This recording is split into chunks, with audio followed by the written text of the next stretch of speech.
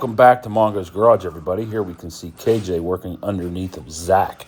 Just got the transmission back in it and ran into a couple leaks and things, so we had to get those taken care of. This is just me being artsy-fartsy with the camera, showing you the Caterpillar plate and the Argent with chrome over grill that we decided to use for this truck. So this is our first test drive, making our way down the driveway. Dude, where's your interior? Dash isn't in there. Yeah. Well, neither is the interior light. I ordered the cab for it. Yep.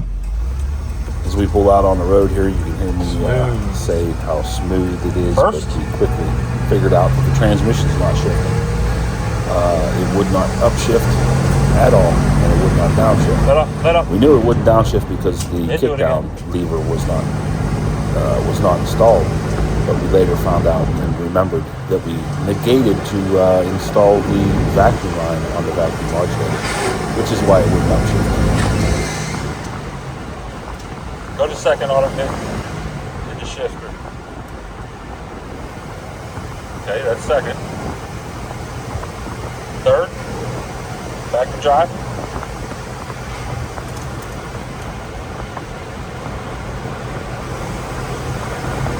Head up.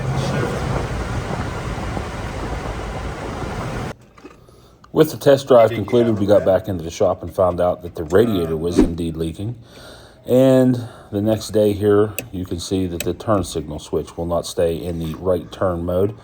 And it was bad interior. So I had to take apart the steering wheel. These are the connections under the horn button there. And then you got the puller on the wheel itself. And got it yanked off of there. Underneath there, you can see the old factory turn signal switch.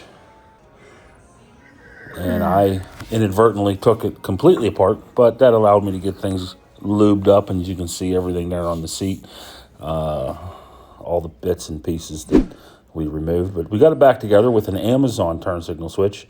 And the thing I didn't like about that Amazon turn signal switch was the wire colors didn't match. The plate that the turn signal switch is mounted on is real thin. It would flex real bad, and I just didn't like it. Well, and the turn signal switch wouldn't screw into it. So this is a turn signal switch that we got from Advance. It was a little more expensive, but a much better quality switch. So you can see me de-pin that thing, got all that stuff in there, and here you can see it actually works like it's supposed to.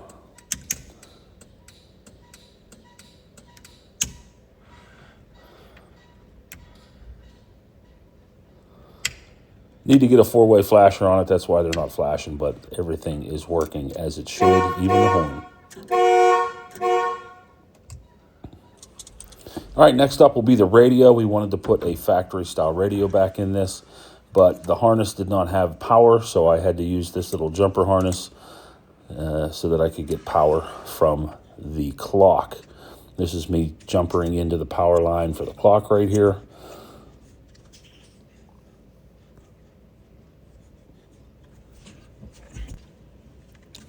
Getting everything connected up so that we could test it, see where things go. This is the constant power that was already on the truck, and this is the new power wire here that I'm just getting things tidied up. Get it shoved into the back of the connector there, and then we'll get it plugged together. This is a factory bullnose radio, but it's not the bullnose, or I'm sorry, it's not the radio that came out of this truck.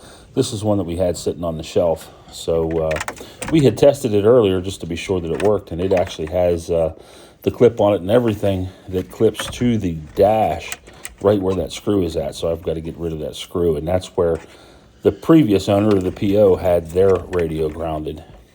See that little notch there? Well, there's a bracket on the bottom of the radio that engages in that notch.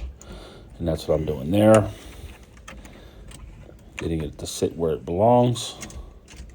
And as KJ said, try the power button, Dad. Maybe it'll work.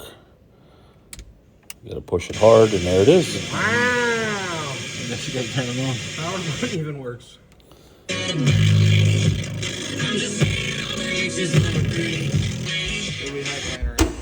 What? Will jump in, and he will yank us and pull us back with force. They call. It lives on through Wayne Lumber and Supply, helping homeowners and businesses. Freebie 1043 is proud to celebrate the red, white, and blue. Here's to the land we love and 250 years of America. Allergens and whatever. Oh, look at that. The dimmer even works. It's the little things that make me happy. That's where Zero Res comes in. Backed by over thousands of. With that all back together, we went on another test drive, and this is me laying under the truck and finding a pretty decent order. We did replace the rear main. I don't think that's coming from the rear main. I think it's actually the China wall on the back of the intake. But you can also see here that engine running very, very rough at idle. Hey, what's going on, everybody? You got the old Mongo Man out here. It is Friday, just before noon. It's like 95 degrees right now. It's hot.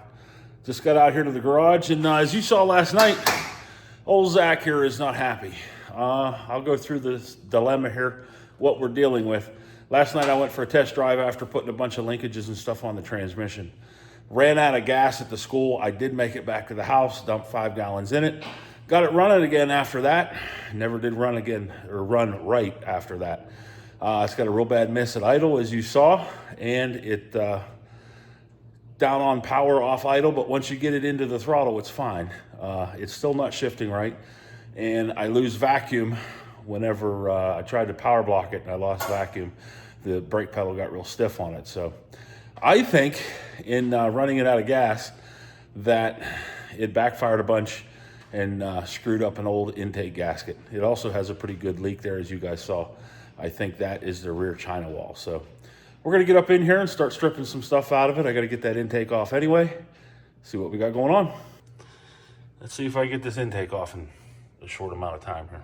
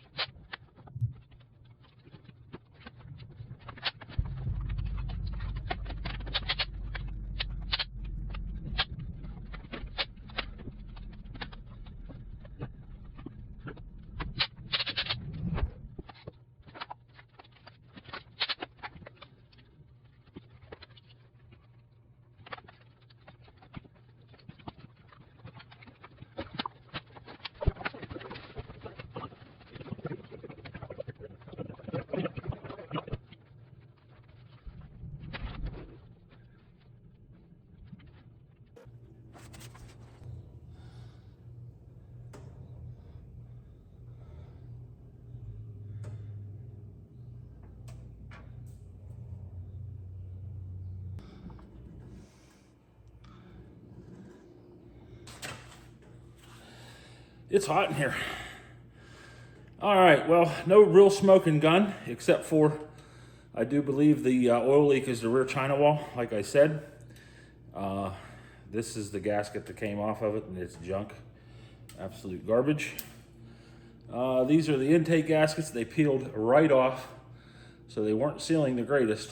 To say that possibly we had an intake leak is a possibility, but again, I don't see a smoking gun on any of these. It's hard to say, but at any rate, we got it off. Took about a half hour to get it off. Now I've got to run into town, get some parts, and get it back together. Both China walls were leaking, front and rear, like I said, so that had to be done anyway. They had 2 of these phenolic spacers stacked on top of each other, which is never a good move. Just like that, that's how they were. It had the EGR plate, which was definitely getting some EGR. That could be a leak. Vacuum leak anyway. The hose is hard. We're gonna do away with the EGR. I'll take this off and plug it. That way we won't have that problem. And we'll get that all back on there. I think I may even have a plate, a vacuum plate laying over here. I gotta go see. And the carburetor. Doesn't look terrible.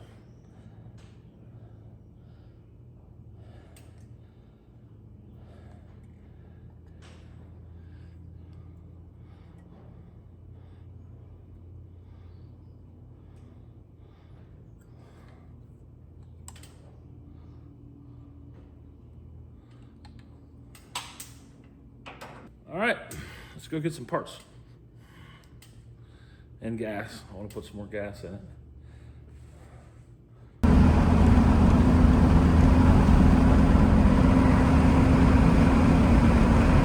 All right, everybody, we got the intake back on. Everything is cleaned up and new gasket has been installed.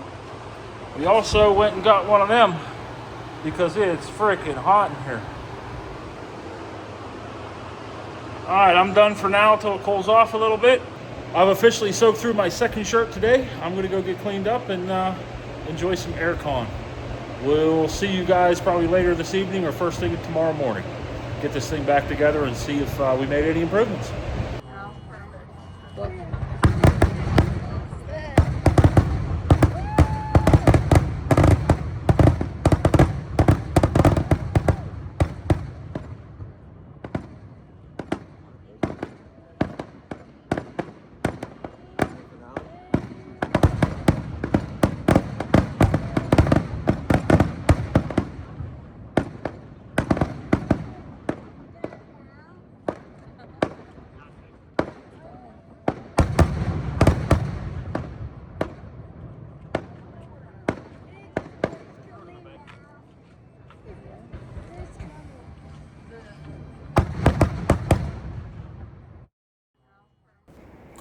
All right, everybody, that's going to bring us to a close on this video. Sorry to leave you as a cliffhanger, but we did not make it back into the shop to work on Zack. We did some boat work and tried to get things ready to go to the river, but Mother Nature and rain kept us from going on the river. And then, of course, we celebrated 250 years of independence here in the United States of America. Thanks for watching the video. We hope you all come back real soon. For now, that is it. The old Mongo Man is out.